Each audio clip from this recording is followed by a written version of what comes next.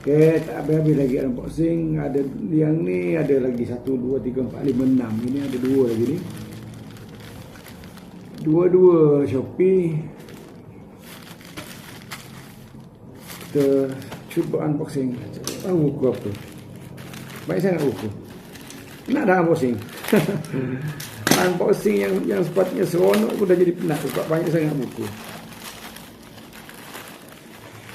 Ini buku apa ni ni? Pramudia. Pramudia juga, tak sangka Pramudia. Pramudia daripada KL, biasa Pramudia daripada Indonesia. Rare ni.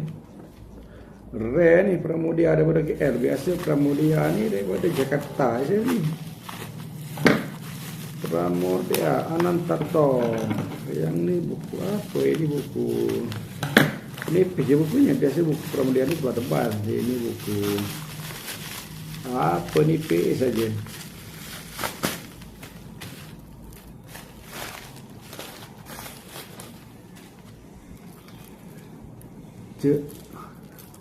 Cerita Calung Arang.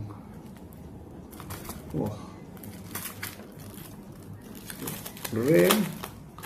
Pramudia nipis ni memang rare. Pramudia semua tebal-tebal. Pramudia Anantato, Cerita Calung Arang. Apa dah? Calun. CALUN, Calun. Nipis je. Nipis gila ni antara buku Pramudia paling nipis saya rasa saya pernah dapat. Roman Cerita Calung Arang. Kita tengok. Cerita Calung Arang bertutur tentang kehidupan seorang perempuan tua yang jahat. Pemilik teluh hitam dan penghisap darah manusia. Untuk batin kot. Ia pongah. Semua lawan politiknya dibabatnya. Yang mengkritik dihabisinya. Ia senang menganiaya sesama manusia, membunuh, merampas dan menyakiti.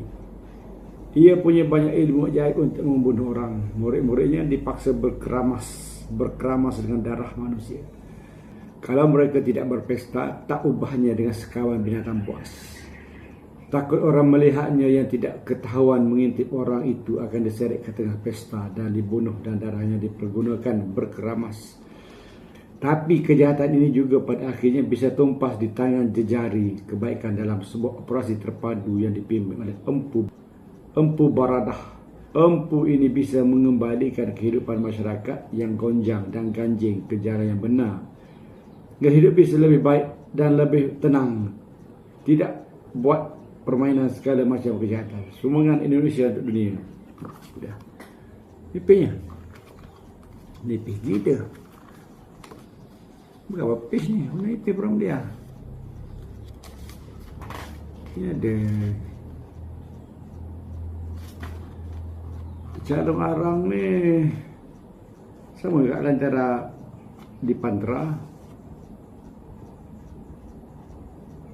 Copyright Pramudia Anantato 2003. Cetakan pertama Julai 2003, cetakan kedua Jun 2006, cetakan keempat Mei 2007, cetakan 4 Mac 2009, cetakan kelima Februari 2010. 2010. Kalau buku ni 2010, sekarang 2026. Maknanya dah 26 tahun lah. 16 tahun. 16 tahun buku ni.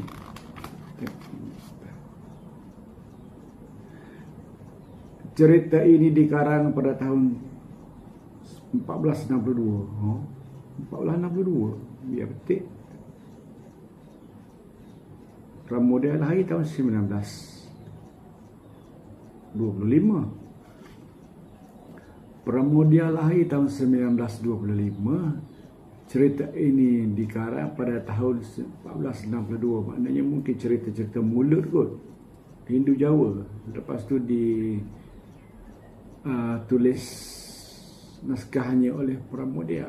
Kalau dekat kata pengarang, penghantar penulis ni kat sini nota dia. Demikianlah supaya buku ini mencapai wujud yang dimaksud. Jakarta 21 hari 11 1954. Wih, rare gila buku ni. Buku ni cuma ada how many pages, berapa muka surat. Buku ni buku ni ada 94 muka surat, ipenya tak sampai 100. Jadi satu hari boleh habis ni. Dah, Ramadhan Anantato. Cerita Calon Arang. Kita baca lah, dia akan buat review, full review apa macam mana cerita dia, macam menarik je.